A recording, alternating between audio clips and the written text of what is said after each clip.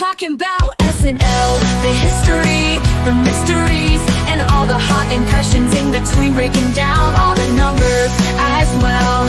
In your favorite sketches with special guests, it's on the Saturday Night Network.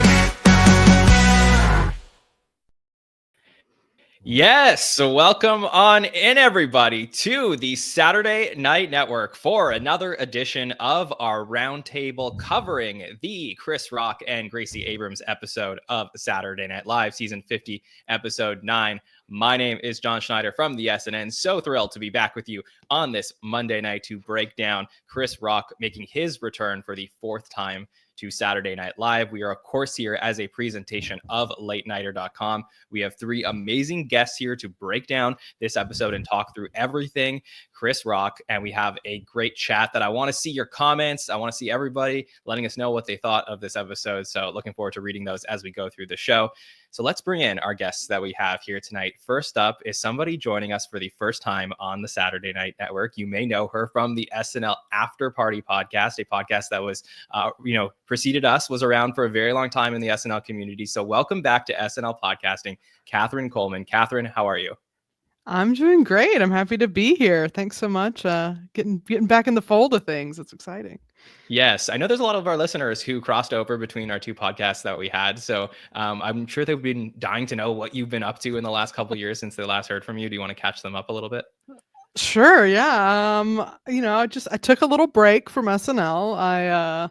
I was getting a little burnout on it, so I haven't watched it as religiously as I used to. But I've just been doing a lot of sketch comedy. I do a lot of stuff at the Pit here in New York. I filmed and launched a sketch web series called The Writer's Room, and that kept me pretty busy for 2 years, believe it or not. These things take a long time, and honestly, it made me appreciate SNL more. I'm like, it took me 2 years to make 6 episodes, so... Yeah, that's amazing. Well, congratulations on all your success. And in the spirit of SNL 50, it's nice to bring old friends back onto the roundtable. So happy to see you, Katherine, and looking forward to getting your thoughts tonight. A very, very old friend is Bill Kenney. So Bill, welcome to the roundtable tonight. How are you? Going for the record on the old joke, John, huh? I'm good. This was fun. A lot of nostalgia, not only for Chris Rock being on, but John, this is where we started, man. Like, back in season 46, episode 1, you and I and our friends Rich and Liz did the very first roundtable on the SNL stats. It wasn't even live. Was it on the internet, or were we on like those canned phones? Like, I can't remember. You would know. Yeah. But so happy to be back here talking about it all these years later with you, my old friend, and Katherine and Gabby. So happy to be here. Yes, it's always wonderful to get you on with me on a Monday night, Bill. So can't wait to get your thoughts on this one. I know you had a lot of excitement seeing who was in the building for this episode. So I can't wait to talk about that. And joining us as well, last but not least, is the amazing Gabby Forbes-Bennett. Gabby, how are you? I'm great. Thanks so much. Super excited to be here yet again, making new friends, I guess, new memories. But yeah, super stoked to be here. Yeah, very excited to get your thoughts on this one, Gabby. So let's dive right in. We're going to continue our tradition this season of talking about the cold open first. So let's do that because all of the buzz this week. So we got really no election, no politics talk. It was all about Luigi Mangione, the CEO killer. That was the big story in the news. And I know we got a couple of New Yorkers on with us tonight. So we'll definitely get their thoughts about how this story took over the zeitgeist. And as a result of that, we got to see Sarah Sherman play Nancy Grace on the show. And Sarah did do an impression of Nancy Grace that was cut for time cut at dress, one of those, in the first episode of the season, the Gene Smart episode. So Dan Bula and Please Don't Destroy and Sarah Sherman end up repurposing that impression for this sketch that we get here, where Sarah plays Nancy Grace and invites on Ashley Padilla, Dr. Barbara Kratzton, for a word or two. It is a YouTube format, which of course all of you are familiar with YouTube. So we do get some breaks from Marcelo Hernandez promoting some ads on the show. Kenan Thompson comes on as Donnell Davis. We get Emil Joachim, who most people guessed would end up playing Luigi on the show, but ends up playing a Luigi lookalike. So first time we've ever seen Sarah Sherman do this impression. Katherine, I'd love to know, how did you feel about what we got here with the cold open and how SNL decided to cover this major story? Yeah, I mean, I'm the type of person where if the cold open is not like Joe Biden or Donald Trump, then I'm typically a happy camper. Like I don't expect too much from the cold open. Uh and I appreciate that they didn't do that this week, that it was different. But that said, like I have questions about what they did end up doing. Mostly like I just don't really understand why this is the angle they landed on. It made me feel like I missed something that made Nancy Grace super relevant to the story. Um, because like I mean the impression was fun enough. It was a different angle, but I mean I can think of like a few pitches off the top of my head that I just think would have been a more fun, silly way to address the whole Luigi news story than like Nancy Grace's YouTube show. So that's really my biggest critique. Like they found good things in here. I thought, like I said, the impression was unique. I liked the YouTube framing with Marcello's ads. I thought Keenan was the highlight of this sketch. His character was the most fun to me, and it brought a little whimsy to it. But yeah, overall, it wasn't my favorite, but I definitely appreciate that it wasn't overly political. Yeah, Keenan had some great lines in this one, including this one. I mean, you could look at him and tell he had hoes.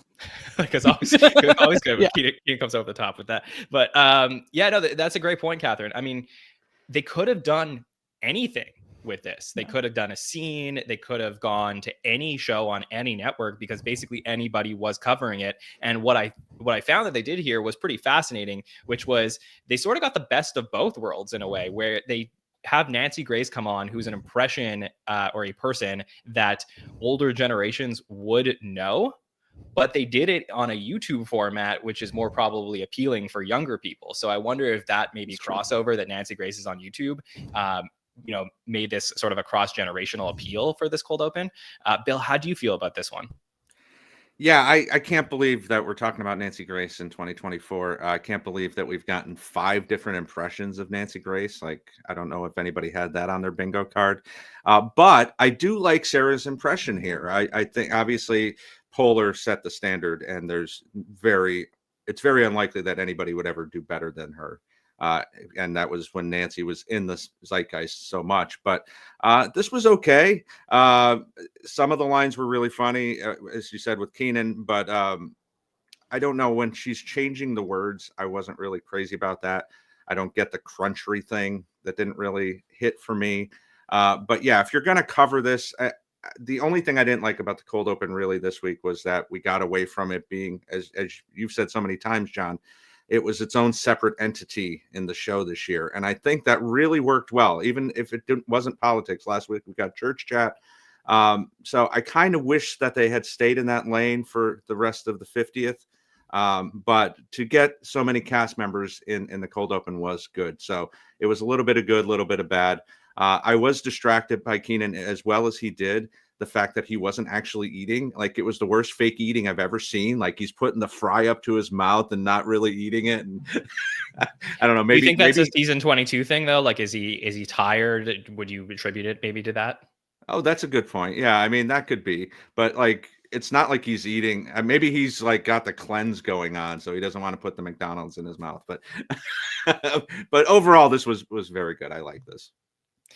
Yeah, and to your point, I mean, Nancy Grace previously played by Anna Gasteyer once. Amy Poehler's the big one that you may remember. If you don't, you could definitely look up some of those YouTube sketches of Poehler doing Nancy Grace as somebody who could not care less about what their guests had to say. And that was sort of the take that I think Jim Downey and Amy Poehler had on Nancy. Then Abby Elliott did a couple times, and Noelle Wells. That was a pretty, I think, well-favored version of that impression that she did in that one season of hers. So yeah, Gabby, how did you feel about this one? Yeah, so I actually enjoyed this. Maybe I'm in the minority on the panel, but I thought it was just, pretty light. I will say, John, I think it's interesting that you do point out that, it's kind of a dated reference. While watching it, I personally have not been keeping up with Nancy Grace. And so I wasn't sure if maybe she actually did have a YouTube channel, and, it wasn't that hard for me to believe. But the fact that they have, this kind of maybe not as topical reference mixed in with YouTube, which, is for a younger audience. And I feel like watching it, I honestly think that when I think of Nancy Grace, I think of like SNL before I think of the actual person. It's like a weird phenomenon. I guess, yeah, they have parodied her or portrayed her several times over the years. And so I think of like Amy Poehler. And so to me, it's almost as if like this is an impression of an SNL thing. Like there's a layer to it. And so I enjoyed that. I like the accent because I think of Nancy Grace as like an exaggerated character because of SNL. And so I also felt like the sketch overall, I tried to go into it with, low expectations, thinking that they did have a lot to cover with the Luigi situation. And to me, it kind of felt almost variety show-esque, just kind of a parade of they're trying to tackle a lot of different things in this moment with, they have to get the tweets out there. They need to make it known that people are thirsting over this man, and also try to find a way to portray him. And I don't know, there's just a lot that's needed to be covered by this specific, for this specific news story. So.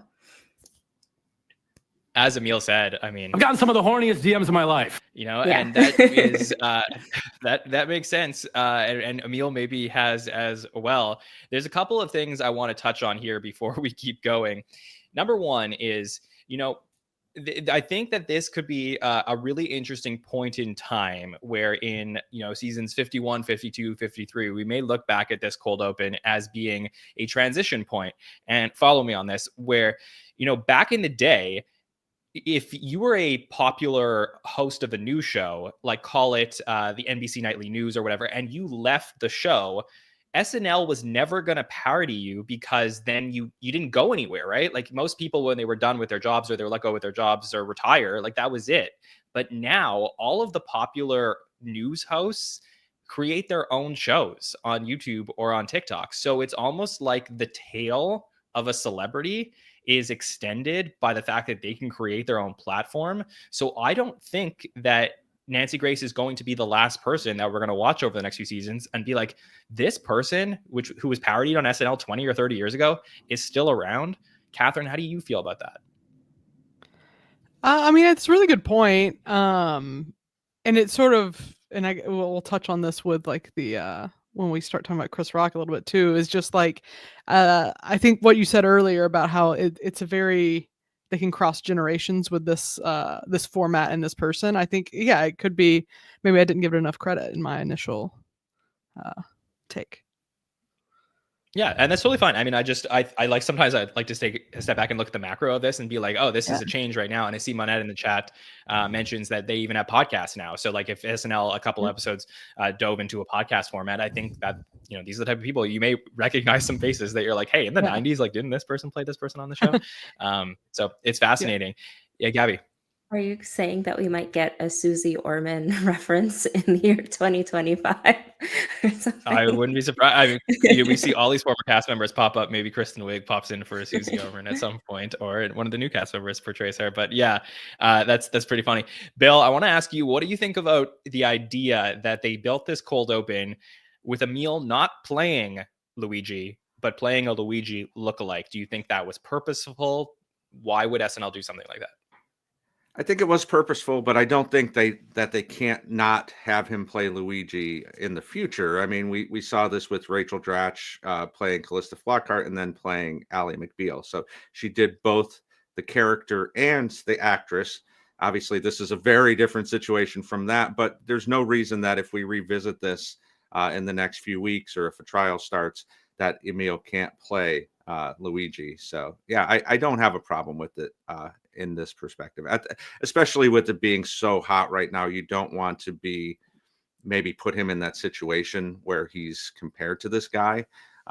Maybe give it a few weeks or a few months and come back to it.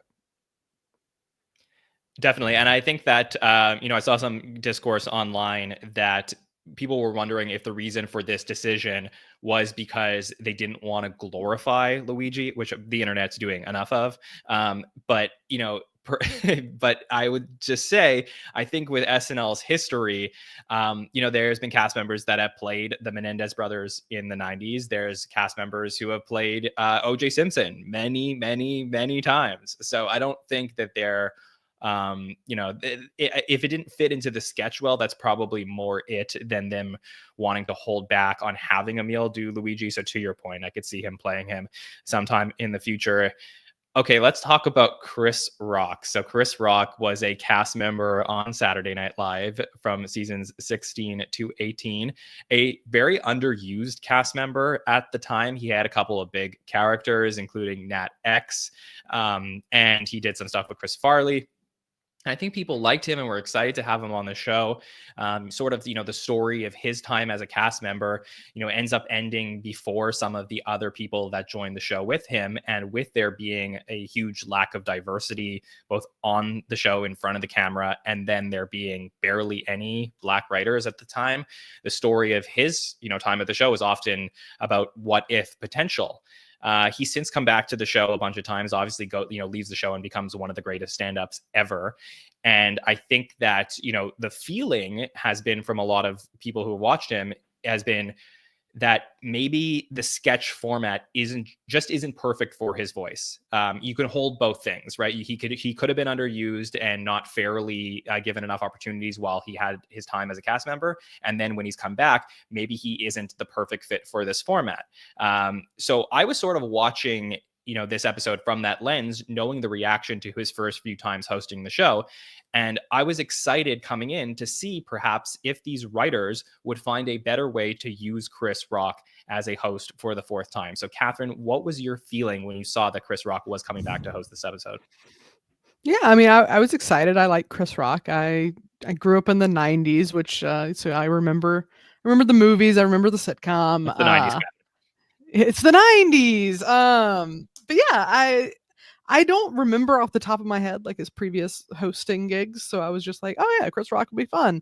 And it was interesting because I didn't really think about it until I started watching. I was like, wait, is he here to promote anything? And I don't think he is. I think he's just here. So yeah, it seems like the booking for this season has really swung the pendulum a lot. Like you have your Charlie XCX and your Paul Mescals because they're like, yes, we need a younger audience. And then you go back and you have your Nate Bargatze's and your Michael Keatons and your Chris Rocks to say, but we want to keep the people that have been here. And then like a Mulaney in the middle for everybody. But yeah, it's Chris Rock kind of feels like going back to that side after a couple weeks of kind of what I would describe as young person hosts. So like that's really interesting. And I think it speaks to the 50th season. They're paying homage to their history, but they are kind of trying to do it all. So they're like, wait, we need Gen Z, but don't leave us Gen X. And like they're trying to do a little bit and be fresh and be historic and keep our audience. We can grow a new one. So it's like interesting how it pans out. But I think the more SNL is for everybody, the better. So Chris is cool with me. I was excited to see what he would bring. I totally agree with you. And you are right. He wasn't promoting anything specifically. We always get these press releases from the show and just said Chris Rock is going to host for the fourth time. He's an Emmy and Grammy award-winning comedian, actor, writer, producer, and director, but isn't necessarily promoting a specific project. And Bill, like that's a big throwback because for the longest time, if you look down the list of what hosts were promoting, they always had a new movie or a new album coming out. And now we have somebody coming back just because he is a big name in SNL history. So were you excited to see him return for the fourth time? I was, and I think his last time hosting that I've already mentioned was our first podcast. I think is interesting, and you have to grade on a curve because this is the first episode in the COVID era, and there's not an audience. There's not you've got people in bubbles. You've got people not being able to rehearse and practice. So I don't think you can hold 46 against him. He's obviously not the strongest sketch performer, but this is the best rags to riches story I think SNL has had as far as cast members. I mean, you have Larry David, and Tim Robinson may be there someday. He's well on his way, obviously, for someone who didn't shine at all on the show and then went on to just blow up. And Chris Rock did that in so many different ways, as you said, with stand-up. He had his own show on HBO.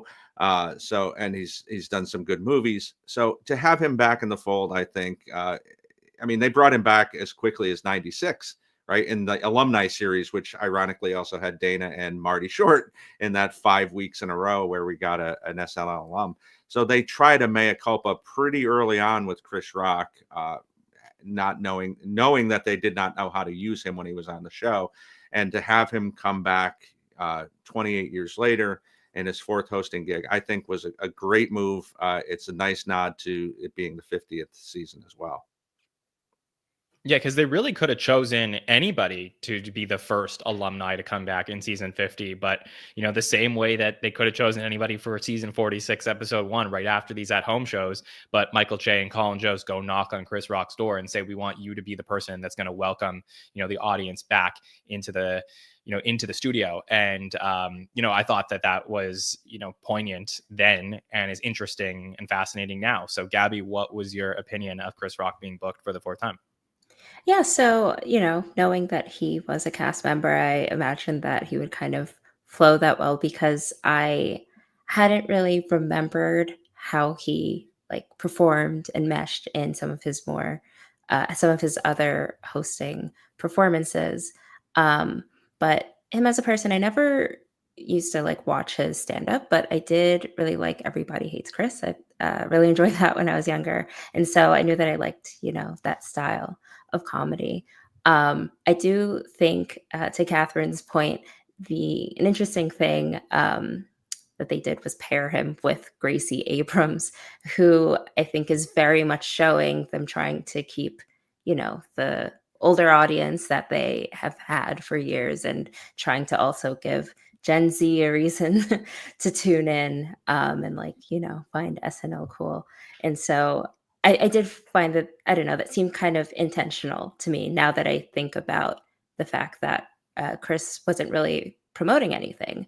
And so I find that that's an interesting point. I also do wonder if he knew who Gracie Abrams was before he was paired with her for this show. Yeah, I don't know if he would have, but still, I think you were totally right. This is a great pairing to have here. And you may be listening to this podcast and have not gone back and watched Chris Rock's seasons or remember the times that he hosted in season 22, 40, or 46. So I do want to be specific as to what we are talking about here when we mention that Chris Rock, has a certain distinct personality that may be not exactly perfect for the sketch format. And we'll talk about some of these sketches to see if that really worked here. But I have always found that Chris is at his absolute best when he's the one that's reacting to the things that are happening around him. He's like one of the best storytellers ever. If he had a podcast about Saturday Night Live, it would be must listen because he can look at something that's happening in the world and tell that story so fascinating, in a fascinating way. And I think that's why he's an amazing stand-up and people love getting to listen to him. When I have found he's been put in a sketch where people are reacting to him, I don't think it comes across as genuine or as strong as it could be. So there's times where he was put in that position in this episode where I don't think it works so well, but when he has the opportunity to be in a sketch and look at the crazies that are happening around him, then I think he thrives in that position. So that's sort of my take on it. And I'd be curious to chat if they feel similarly as well. But yeah, let's dive into some of these moments that we saw here in this episode. So Katherine, where would you like to take us first? I'm going to take us to Two Santas. It's a sketch that I mostly enjoyed. I thought it was a really solid premise. I love that it plays on an uncomfortable truth. It just makes you it makes you go, oh no, I think I even said that out loud watching it. And I think some of the lines they used to get Chris's character to pose the questions to the customer were really fun. He didn't say, which one do you want to see every time? He said, what do you want grandma to do with this photo? And I just love that specificity there. I think that's great. I think this did have some heightening issues though. The first 3 beats were pretty much identical. We saw 3 people come in, they reacted, they either took the photo or they left. And I thought it wasn't until Chloe entered that we kind of really took it to the next level. But then it kind of ended pretty quickly after that. So I wish that could have shifted sooner. And then maybe we could have gotten more of like a meal Santa, or maybe, seen a slightly different elevated beat come in there. But as it stands, I thought it was a really good sketch with a great first punchline that made me laugh out loud. So I really liked it. Yeah, I agree with you. I do think that this was a really fun idea. And you referenced that line from Chloe where she sort of takes this in a different direction. I see you, Blanta. You know, she's into the idea of her child going over to the, you know, Black Santa. And I think the turn on it was an interesting direction to go there, but it's sort of like, oh no, like now you're pushing this too far. Like we wanted you to be okay with either one, but now that you're so excited to go specifically to Devin Santa, that is that's too much. Where so I think there was something there, but I agree with the escalation, and they sort of had that escalation by bringing in Jane and Emil as different Santas, but maybe that didn't totally click for you as far as the sketch writing and being perfectly formulaic in the way that we could have had it. Bill, how do you feel about this two Santas mall sketch we got here? Yeah, I like the premise. I agree with Catherine, though. It took too long to get there. I mean, you've got Heidi and Mikey and Ashley and Dismukes basically playing the same characters. So they didn't really need that, to get to the next level. But yeah, I mean, it's one of those sketches where you're like, how haven't they done this already? Because they've done Santa so many different times in so many different ways, going all the way back to Belushi. And it seems like an obvious sketch premise. Like, okay, there are people who wouldn't know how to react in this situation, and and then to bring in Chloe as the woke mom who's gonna go to the Black Santa, and I like this, but it just didn't have enough meat on the bone for me. So, do we think, perhaps, just to do a little bit of rewriting on this, that that Chris was good in the elf part, where he's the one sort of directing traffic in this sketch, or should Chris have been the other Santa that Devin was playing and is reacting as parents are not sure if they should send to one or the other? Would that have been like a cleaner format, perhaps? Gabby, what do you think of this sketch and maybe that change? Yeah, so I, like everyone else, thought that the premise was pretty solid, and I enjoyed, the little kind of twist there with Chloe. I also noticed the children. I feel like we don't see children act that much in SNL sketches, but they were like, their faces were like going on, like shout out to the kids in these ones, especially I think it was the Chloe's character's daughter was also, like nodding her head and like wagging her finger and stuff. So that was good.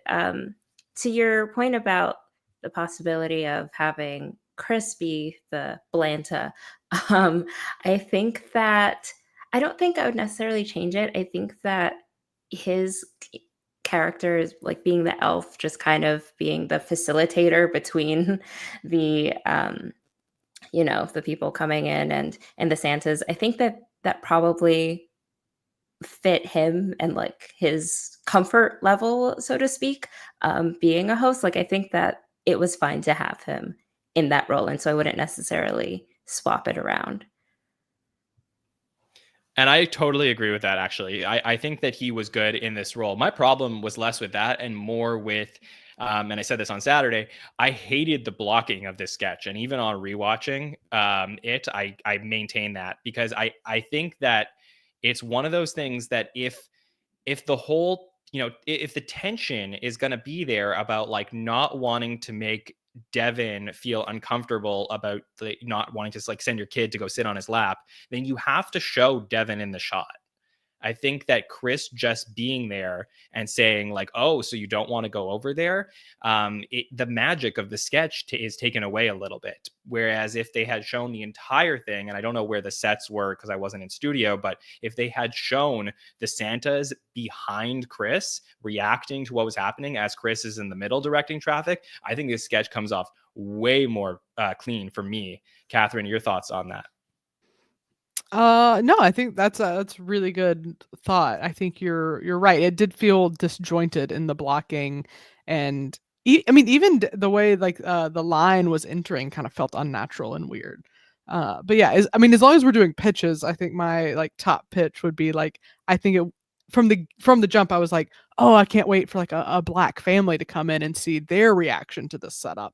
And like, how might that have played out? Would it have, would they do the opposite of what you expect? Like, I think that could have been a fun heightening move. But yeah, the blocking, that's a very, very smart note that I didn't occur to me, but I think you're absolutely right. Thank you. And I love your point too, because and that's how you know that this was a really good idea. Is that, we could sit around here and all be like, okay, there's a nugget of something here. And if just we added some changes or there was additional reactors to the sketch, then it's perfect. So for me, I think this was a win in this episode. This was a good sketch. It didn't reach the levels of greatness that it could have, but I think that the idea here was really strong and an interesting front of show sketch to just start off and be like, okay, this is the tone we're going to set here, where we're going to be making a bunch of race jokes and see what happens with that. So overall, I did like this one.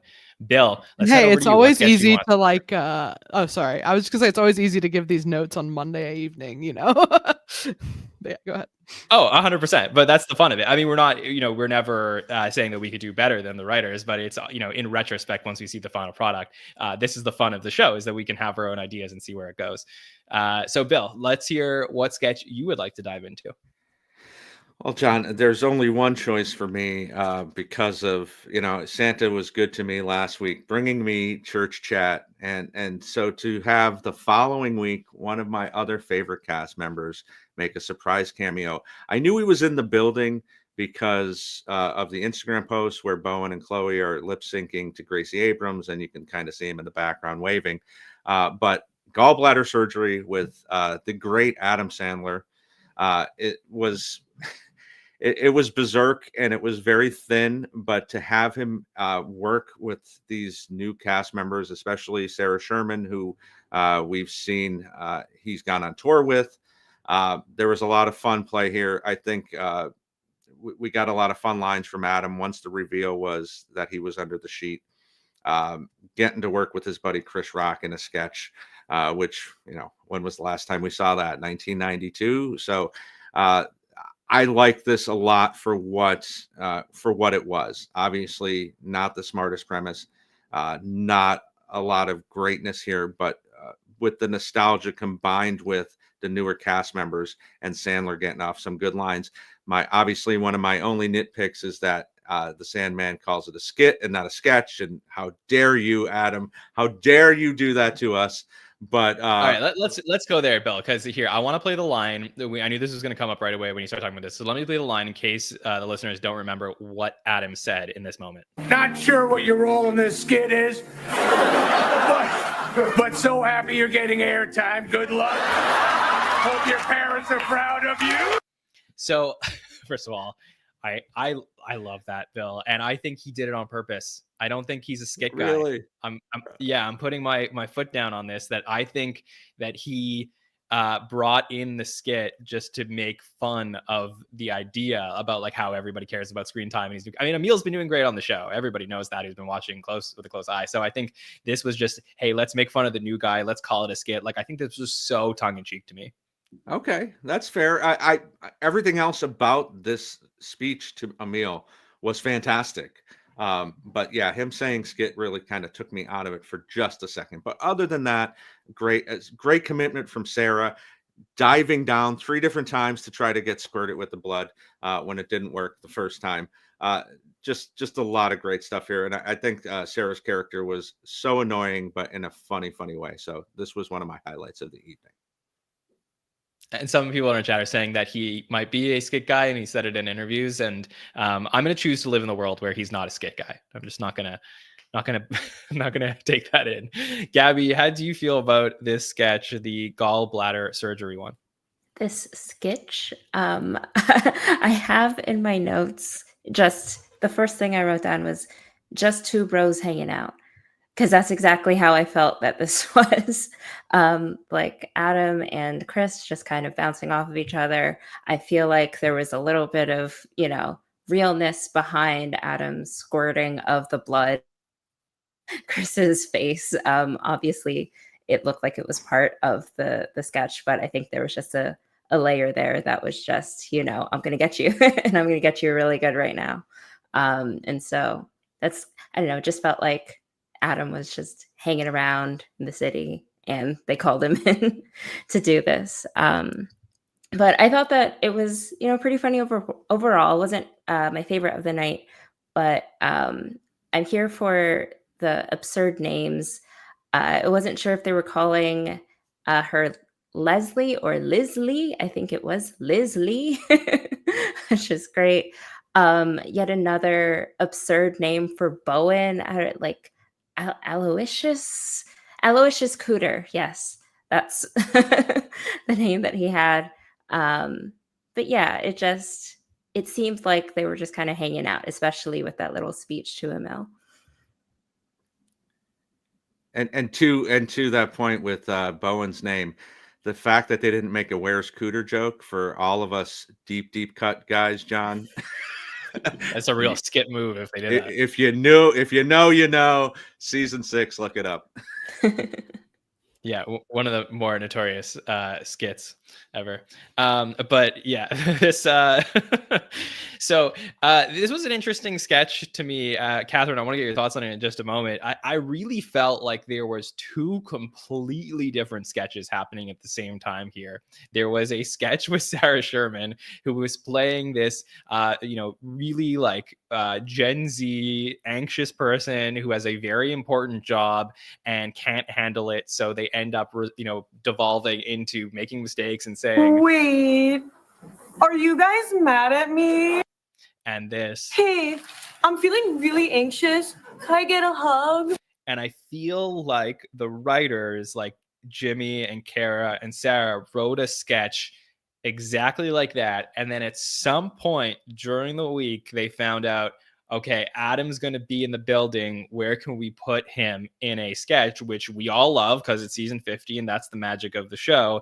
And then he came into this sketch and it completely went in a different direction. And for me, he did save this because I didn't love what we were getting at first, with love to the writers and Sarah. But I think that Adam coming on here and the magic of live TV with the blood tube not working is everything I want to watch in the show. So this ended up being a great win for me, whereas this could have been one of the rougher points of the night. Katherine, how did you feel about it?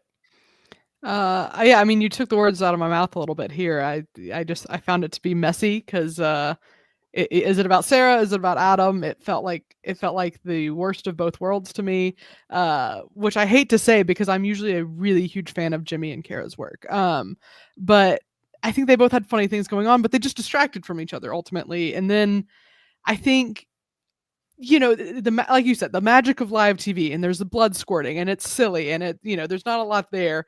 And I think that does work sometimes. They were going for something a little Farley-esque, right? But I don't feel like anyone on the stage was really delivering that level of physical comedy to sell the blood spewing everywhere. It just it was happening to them, and they were laughing a little bit, and it was getting all over them. But I wanted to see someone slip and fall in it. I wanted to see bigger reactions to it to really get the most out of such a thin premise of, hey, there's blood squirting here. So yeah, it had great moments, like the breaking the fourth wall with Adam and Emil was probably my favorite part. But overall, I wish it was a little bit more refined. I wish the performances had been a little bigger. I agree. And Farley, God bless him, like if he was still around, would absolutely have found a way into this sketch, and it would have been like this epic moment. But yeah, I mean, I just want to talk, there's a couple of things that were, pure Sandler in this. And it's a rarity, right? We don't get Sandler. He hosted the show a few years back, but he didn't cameo. He hasn't cameoed on the show since 2002. Like he was in the at-home episodes and a couple of those film pieces, but really like coming on in a live sketch format in a very long time. And, it's been rare and few and far between. He's only like done the Christmas song or the Hanukkah song, and stuff like that. To get Adam Sandler like in a random sketch to me is like just so incredible and would only happen in season 50. But like I said, him just trying to the blood tube's not working here. And that's the thing where there is a moment, if you go watch it and you freeze frame it, there's a moment of pure panic on Adam's face as he's just like, oh gosh, it's not coming out. And the whole sketch is about blood. So what do I do if it doesn't come out? To the point where he's like trying to do it. And Sarah, who I think, shows how much of a pro she is, basically like gets pretty low to the ground. I'll describe it that way, and gets it to go all over her, to the point where then he can then do what he was supposed to do. And there's great reactions between him and Chris Rock. But I think the attempt to get the blood tube going broke Adam to the point where he could not get any line out properly after that, including this one. If something was to go wrong with me, I have a stack of money buried at this address. And again, these are the things where, the great part of live TV is like you had probably 200 and something people go into the studio, watch the sketch live, maybe had seen it in dress and didn't get this magic moment that now will live forever by it happening live on television. And it's one of those things that I think, him, like you said, Catherine, it could have been to the like craziest degree that we could have gotten blood stuff. But what we ended up getting with him spraying blood over Chris Rock, I think will be a memory that people will take from the season. Yeah, I was excited I didn't watch it live. I watched it on Peacock later. I was excited to see they could have easily switched it out for the dress footage. And I was glad to see they didn't. And they kept that, that moment that I think makes the show so magical. So that's cool. I agree. We were speculating that on Saturday of which one they would put up. And I was very prepared to come here on Monday and say like, shame on you guys for putting up the dress version. So I'm glad that they did not do that. But yeah, so awesome to get Sandler in the building. And every single week this season, we've gotten a former cast member coming into the show. It's exactly what we wanted coming into the season. So we know we got at least one next week, and I'm sure there'll be a bunch more hanging out. So I look forward to talking about that. All right, Gabby, which sketch do you want us to dive into? Yeah, so I wanted to talk about the Office Christmas Party pre-tape. It was my favorite of the night by far, just because I don't know, I just like the energy of it. I had also just had my own Office Christmas party the day before it aired. And so, yeah, I just thought that it was like a fun little mix. Everyone had a little role in it. Including, I don't know, there are just a lot of little pieces that I really appreciated, including like Ashley's little woo that she did when she turned off the lights. Like she actually did something, made a huge transformation.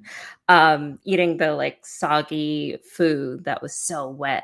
I just love a classic kind of juxtaposition of the mundane with the extreme voiceover. Sounds like, I don't know, an edgy commercial or something. And I just think that there are lots of little fun moments. Dana from sales and her Secret Santa with her massive, massive whiteboard and like March Madness-esque bracket that she clearly put a lot of work into. That was Heidi's character. I also feel like I personally resonated with Emil's character, Nick, who is always just, I'm always concerned that I won't get my work done in time. And that's like a real fear that I had going into my holiday party. But things like that, I just thought that it was like a pretty fun skit overall. No, none of that. It's spreading. No. Yeah, this was fun. I mean, it was very in the vein of, types of sketches that we've seen on the show before, in particular, the Kickspit Underground Rock Festival sketches that, were pretty popular at a certain time. And I believe that there was another one about 10 seasons ago that was the the St. Joseph's Christmas Mass Spectacular, where you go somewhere and you just like the most writerly sketch you can think of. It's like, what are all of the types of people you would see in this scene? And they covered a lot of really fun ones here. Catherine, how did you feel about the Office Christmas Party extravaganza? I'll be honest. This probably deserves a rewatch from me, like on its own in 24 hours, because by the time I got to this point in the episode, I was sort of like, there's another episode next week before Christmas, right? Like, why are there so many Christmas sketches this week? So I was sort of like, I was too involved in that thought process to really give this its right. And I think ultimately, obviously I really liked Two Santas. I think I did like this more than like the Simpsons one. So like if this had been earlier in the show, I think I probably would have been warmer on it. But it was really fun. Like you said, I like the juxtaposition of like the really intense VO with the really mundane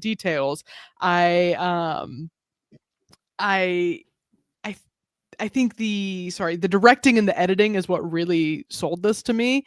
So I'm always happy to give props to the SNL film unit, because I'm thinking like specifically when they were showing the decorations and how that was edited, like in the little jump bits, and like it really brought it together, and like all the visuals and everything really made the sing. So that was, to me, the most interesting part. And I think I would like the premise more, like I said, if I watch it again later. So yeah. Yeah, I think you can watch this sketch like 4 or 5 times and feel that you always find something new in it, and that's what's great about the format. So, I'm happy that they went to this well, which is something that they haven't gone to too much here. Bill, how did you enjoy this one? Yeah, I half expected to see DJ Super Soaker Little Blaster come out. So that would have been a great cameo as well, right? To get either Suds or Nassim in the building. But yeah, this works on a lot of levels. I think I haven't worked in an office proper like this in a long time, but it's still hit hard with how accurate this is, especially like it being the end of the day, and your workspace 15 minutes ago, and now you're going hard in the same space where you did that. There's a lot of really good lines here. The work wife versus the home wife is something that a lot of people can relate to as well. So overall, this was pretty good.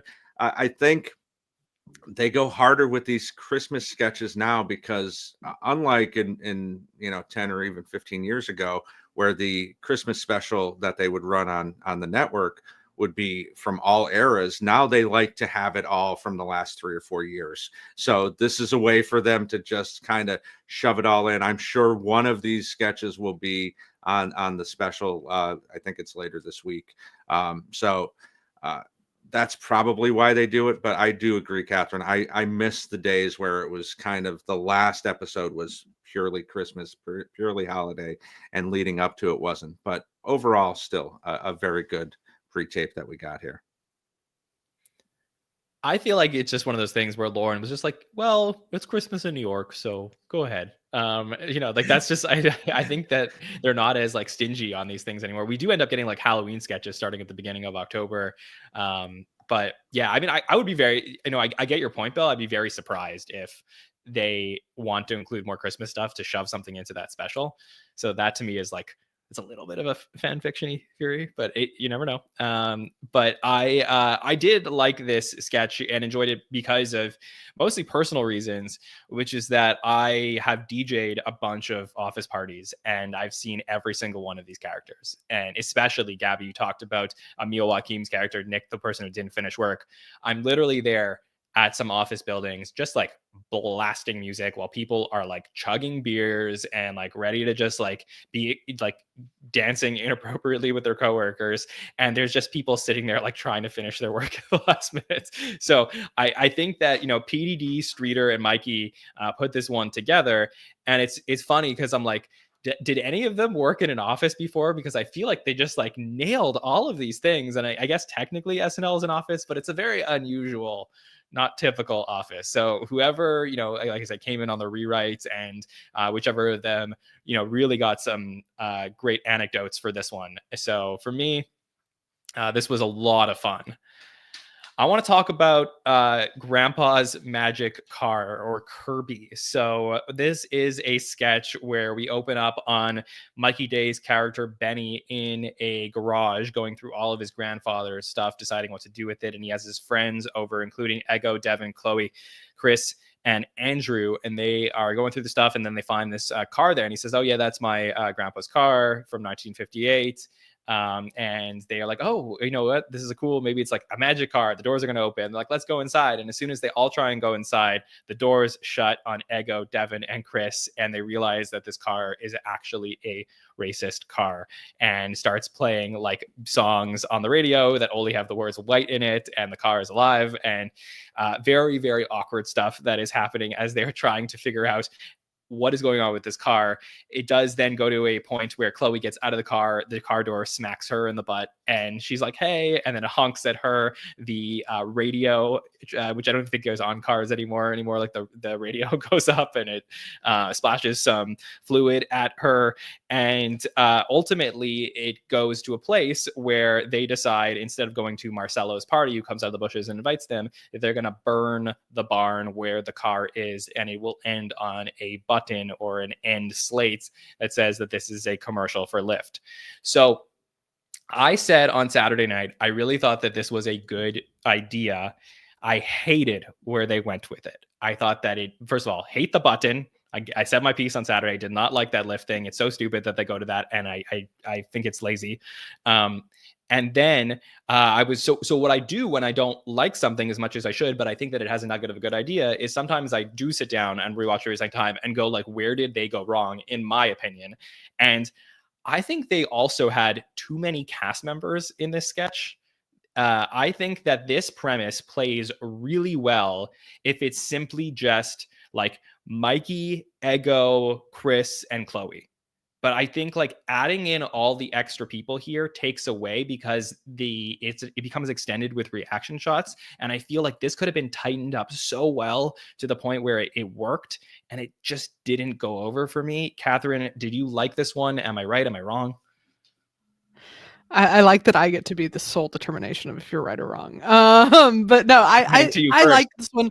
I agree with you for the most part. I think it had this slow build to it that I thought worked really well for this, and then the joke hit really hard, and it was another moment where out loud, alone in a room, I went, "Oh no!" And that means that something's working if you're talking to yourself. And I'm so sorry if you can hear that siren. It's New York, but I think, to your point, they found great places to go with the Chloe bit. And then after that is where you can tell we just got a little lost. So like, it's such a great premise. I too hated the Lyft ending. I was like, why? There were better places to go here. I agree. It felt a little lazy to me, and it honestly, like, even just ending on the barn burning down would have been better to me, even though I don't think that's a very strong ending either. And if I had to really pinpoint, I think maybe when they tried to make it a little bit more emotional and they all like got on the side of the car, maybe is where it went wrong. Like, maybe if the car had done something even worse, like, it could have had a stronger ending to it. But yeah, I think you're 100% right, John. So congratulations. Well, thank you. That's very nice. Bill, what were your thoughts on this one? Did you feel like it needed tightening as well? John, we jinxed it on the Hot Take show after Mescal, where we said they're not doing the buttons as much. They've gotten away from the nonsensical, doesn't make any sense. And of course, the following week, they do the damn thing again. That's not even my biggest issue. I'm the guy who's, if I'm watching a movie that's set in 1985 and they play a song from 1987, I get really pissed off, because I'm just like Rain Man with music. And this wasn't even that. This is like, how are they playing Sir Mix-a-Lot in a 1958 car? Like, keep the songs in the era that, you know, they had the I'm Sorry, they had the old Christmas song, but they're going into the 90s and they're doing songs. It's the 90s, John. But don't like that.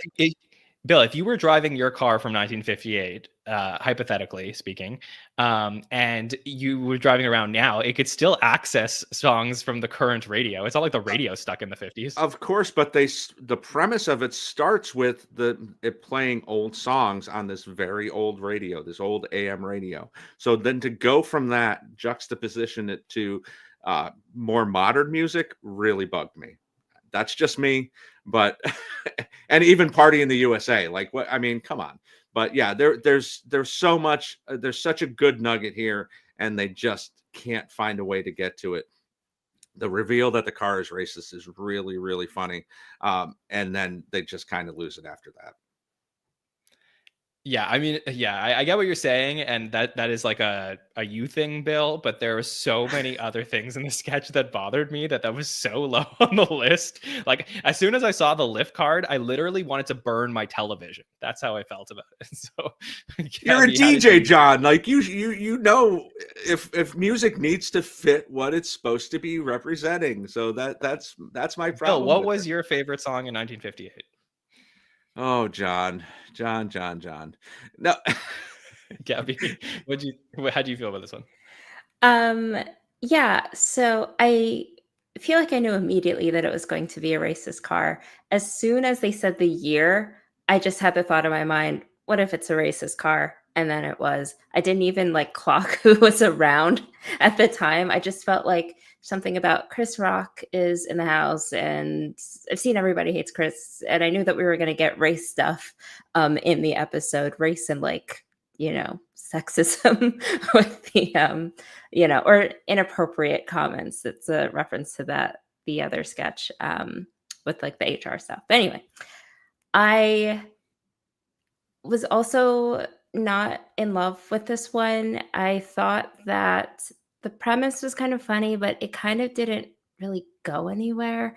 Like to Catherine's point, I was trying to think, would I have been, I think I would have wanted to see the car go to one of the extremes. I'm not sure which one would have been more pleasing to me, but I think either, it be, I don't know, completely changing its ways and becoming like a peaceful car, one love, or just going straight up like as extremely racist as you can get as a car, which I guess there's a spectrum there. I would have wanted it to go all out in one of those directions instead of just kind of, it felt like it was kind of cut short or premature with the building burning down. I just didn't really think that was a great resolution. And then, of course, the lift out of nowhere. So I don't know. I just thought that a good premise, the execution was just kind of confusing and disjointed. I also didn't know that everyone necessarily needed to be there. Like Marcelo's appearance, calling them to the party, was that really necessary? I don't know. I feel like they could have used the time to flesh out the sketch and the story a little bit more. And so, I don't know. I didn't really like it that much. Well, I'll say where I thought that this was going to go, and it's a little bit of like a dark place, but I thought that what was going to happen is that the car was going to like let everybody come into it, and then it was going to drive off a cliff, because that was just like, it was like, okay, well, I can't have these people in the car, so the car was going to then go kill itself. And I thought that was that's where this was headed, but of course, like it ended up going in a different direction where the car lost in the end. But in a different era of the show, this would have been a very like I guess like with a sort of like a Michael O'Donoghue in mind, this could have gone in a place that was very, very sick and twisted and didn't ultimately get there. So yeah, again, a nugget of an interesting idea here that I always like to explore where something could have gone. All right, let's do some rapid fire. Let's talk about other things from the episode that we want to make sure that we cover. So Katherine, anything on your list we didn't talk about yet? I'd love to touch on sexual harassment Charlie real quick, because I feel like this is a sketch that had similar problems to the ones we've been talking about. Whereas there a huge variation in the beats? No. Was there anything super active happening here? No. But did I love it? Absolutely. Like I didn't care about any of those things because Keenan's character was so strong and he played it with such perfection that the sketch still felt fun, even though there were things missing. And ultimately I would have no notes because I was like, well, I had fun. I was laughing. Keenan killed it. And I thought this was probably one of the more standout ones that I would go back and watch again. So I just thought that was really interesting. Katherine, do you remember what you had thought about this sketch when you first covered it in 43 and 45? Nope, have no recollection of ever seeing it before in my life. Oh, really? Okay, yeah, because this is a like carbon copy of the previous two versions of this sketch. That is really impressive that I've watched it at least 4 times. Watched it multiple times and covered it and talked about it. Nope, don't remember it at all. That's very funny. And that's like sort of makes sense, right? Because it's like one of those things that I find like I describe as like Keenan junk food, where you could sort of just like walk Mhm. around, like you could watch him do stuff like just walk around and it's just like you get a good Mhm. laugh out of Keenan, but it doesn't like it doesn't go it doesn't hit the ceiling, Yeah. doesn't hit the floor, and it's just like whenever they need to throw in Keenan with something. Bill, Yeah. did you remember the sketch from a few years back? Oh, I definitely did. Especially the last one. I mean, with ScarJo. The first one with James Franco is ironic, obviously, given what we know now. But yeah, I mean, this was beat by beat the same exact thing that we saw. At least it's been 5 years, so it's not like they're beating us over the head with it. And I do like when they bring back characters that we haven't seen in a long time. Treese Henderson aside. So I think this worked for the most part, even though you knew where it was going pretty much from Jump Street. I did like this, and Keenan is just fantastic in this with his little lines and doing his little dance. I saw a really cute story, which I want to do it justice, but you may be able to find the full description online on Instagram. But my understanding is that in the first couple of versions of this sketch, Cecily Strong, out of instruction from Don Roy King, the director at the time, was telling the cast members that they should do like a couple dance moves before they go into a sketch just to get loose so that they like feel good about the format. And at the beginning of those sketches, Cecily does like a twirl before she like goes and stands in her spot. And Bowen actually did that in this sketch as an ode to Cecily. So if you go back and you watch that, that was like a really nice story there. Gabby, any quick thoughts on sexual harassment, Charlie? Yeah, I also did not remember that they had done this before. I feel like it was just a straightforward Keenan forward sketch, which I always appreciate. I feel like I hit my Keenan laugh quota for the episode, and that was it. Chris didn't really stand out to me in the sketch that much. Like I felt like, I don't know, it was more so Keenan's kind of time. And yeah, you stole my little Bone Yang anecdote because I saw him post it on his Instagram story today. And so I was like, oh my gosh, but of course you beat me to it. Sorry. It's That's the okay. problem when we're on the panel. But yeah, no, that was a very cute thing to see online. Bill, anything on your list you want to make sure we talk about? Yeah, I got to talk about the monologue. This is obviously one of the strong points for Chris, being one of the greatest stand-ups that we've ever had. And I think he had a lot of good jokes here.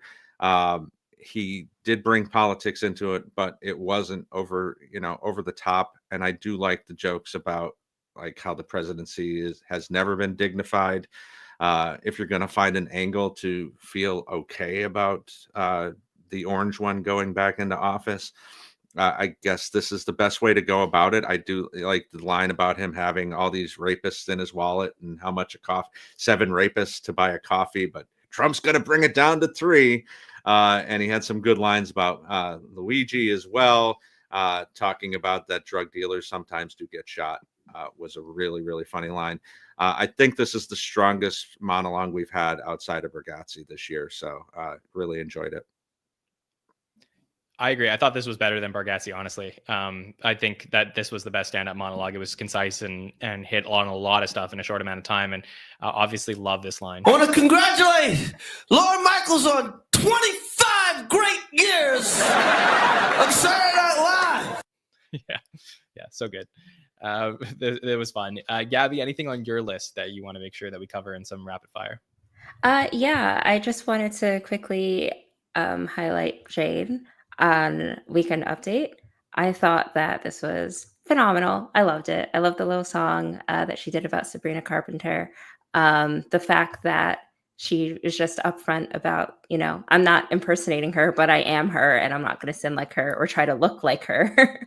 But for the purposes of these next few minutes, I am her.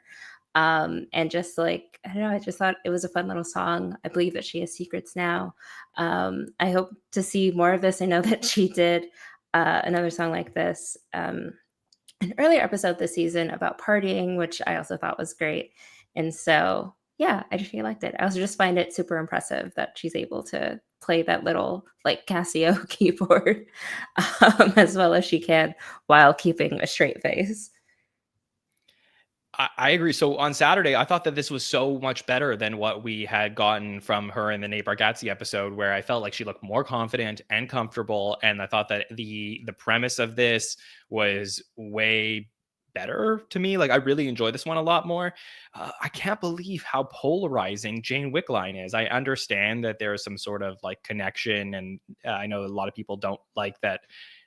They think how she got hired from the show is like her family connection, but I think, like, she's on the show. We need to judge her fairly for how she does on the show. And I think she, is clearly, like, I describe her as a raw performer.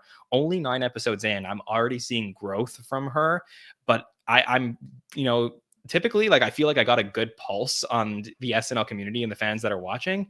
But, like, I am still surprised myself how many people are just, like, so shook about Jane Wickline and her performance, is saying they don't understand this. Like, can someone explain this to me? Like, why is this person on the show? And it's really, to me, like, honestly gone to the point of harsh, where I think people need to like show some grace to Jane Wickline and give her an opportunity to do something just a little bit different than we've ever seen anybody do it. Is that so much to ask? We're 50 years into the show. Katherine, how do you feel about Jane's performance?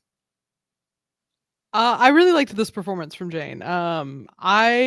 I think I liked the first update song a little bit more than this one, but I thought this one was really creative. I'm a Swiftie, if you can't tell from my background, so I'm familiar with this type of discourse.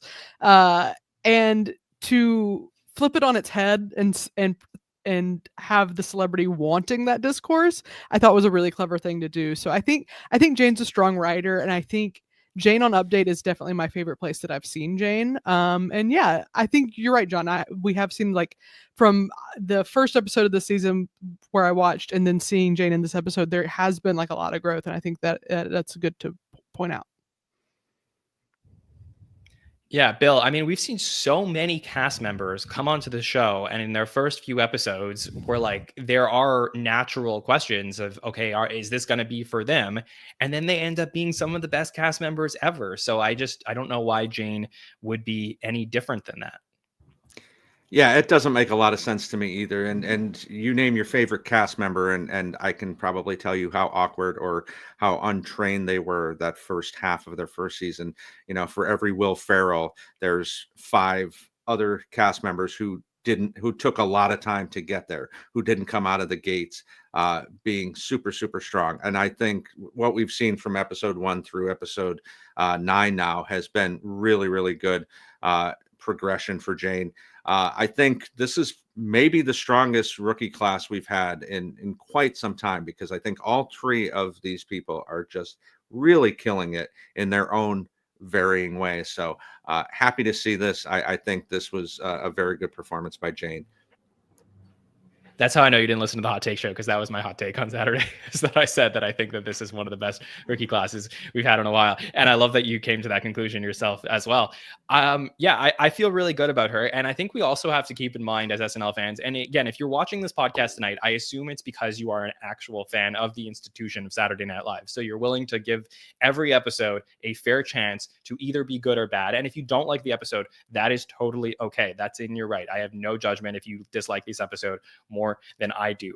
But the pipeline to becoming an SNL cast member is different in 2024 than it was in the 80s or the 90s or the 2000s. A lot of these performers, and they will be from now on, will come on with their own social media presence and brand that they built by recording something into their phone.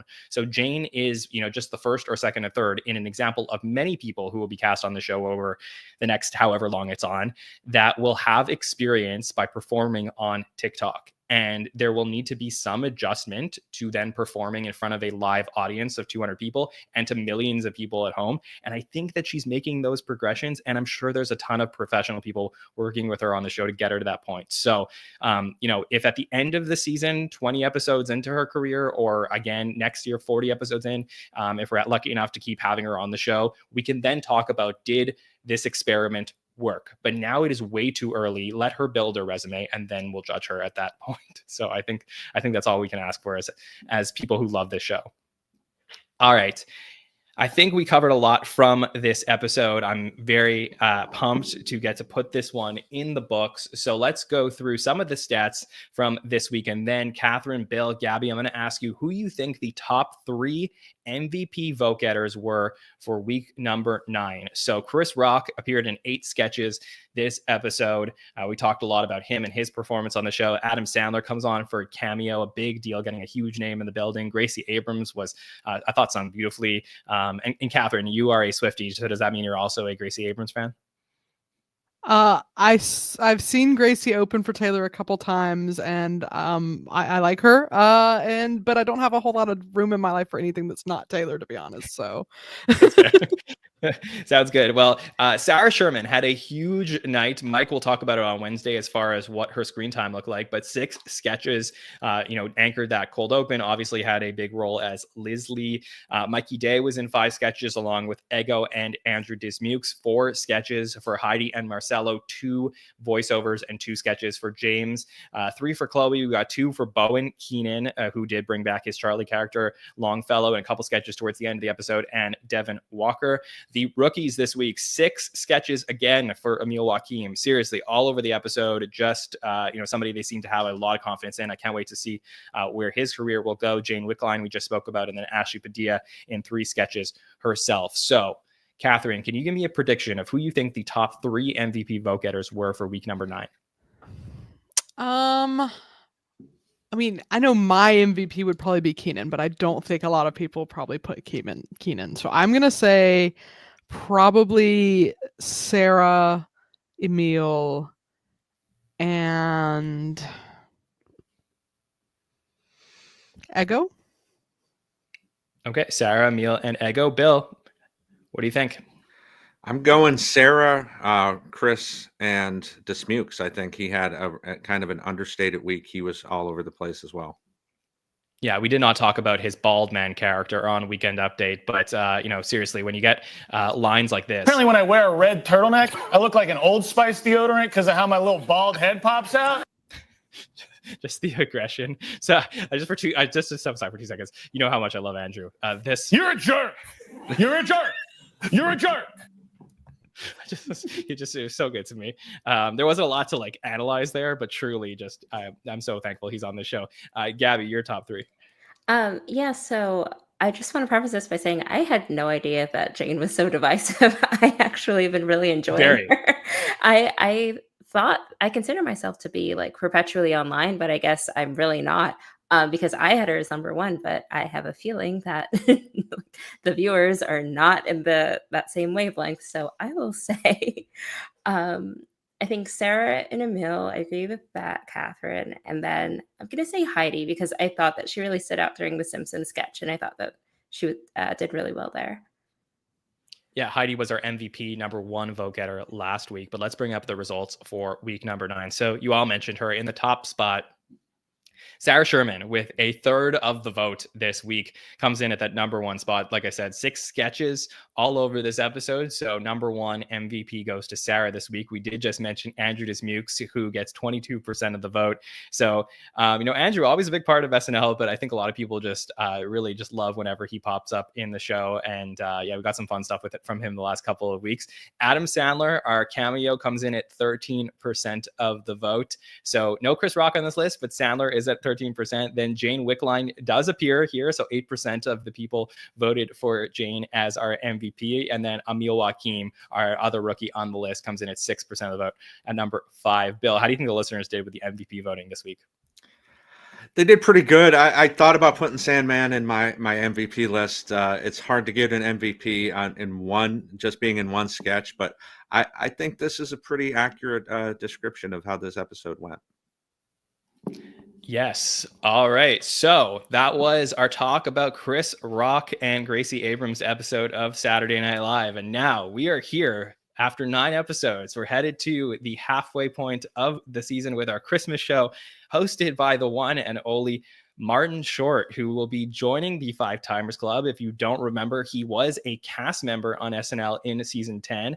Huge, but yeah, big friend of Lorne, and has come back many times. He's been described as one of the funniest people in the world and has an amazing resume in terms of his appearances and popping up over the years on SNL. So let's talk about what we may expect to see when Martin Short hosts Saturday Night Live this coming weekend. Katherine, are you excited? Oh, I'm very excited. I love Martin Short. I think Martin Short is so funny, so talented, and so good at sketch comedy. Which, hey, that's what SNL is, right? So I'm thrilled. I might tune in to this one live for the first time in a while. So I'm here for it. Yeah, so Marty actually hosted the Christmas episode back in 2012, and that was an episode that, in my opinion, you had to be there watching that one live. So many amazing cameos and moments in that one. It was all the magic of SNL. So, Bill, can he top it? What do you think will happen this weekend? I'm curious what you think, John, of your favorite cast member coming back to host. But this is really great. This is his fifth time hosting. As John says in the chat, will he know it's his fifth time, because he's all over the place with how many times he thinks he's hosted. But every one of his hosting gigs has been in December. Outside of Buck Henry, I don't know that we have somebody like that who's been consistently in one area of the show. Buck always came back and hosted the finale in the original era. So I'm very excited about this. I think we're going to be very cameo heavy. I think this is going to be a really, really fun show to remember. Yeah, so his NBC, for the press release from Marty, said Martin Short will return for his third individual SNL hosting appearance on December 21st and fifth overall. So we're like walking on hot stones here. Like, okay, so I think that they'll do something with the Five Timers here, and it'll be really fun in retrospect because he was in the Kristen Wiig episode last year with his robe. So he actually will earn it this time. Gabby, your thoughts? Yeah, no, I'm really excited. I think that he, always blends well with the cast. So I'm looking forward to that. And like you said, I'm sure we're going to see a ton of cameos. I wonder if maybe they'll call out, this, is it 5 times technically? Yes, no. With the Five Timers Club sketch that, we'll see if we get. But yeah, I'm excited.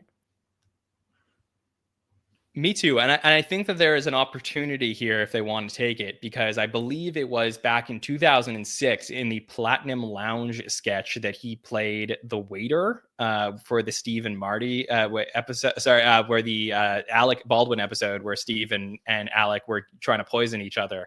And that was a great moment there. And then he's obviously in the Justin Timberlake Five Timers Club sketch as well, where they make fun of him. So now that he actually earns his place there, there's something here that you could do truly for the SNL fans that I think would be really exciting. So, I always describe these Christmas episodes as being the most special ones to get to watch, because all of the kids or all of the students who are at school, they go home, they're at home with their families, they have an opportunity to get together in front of the television.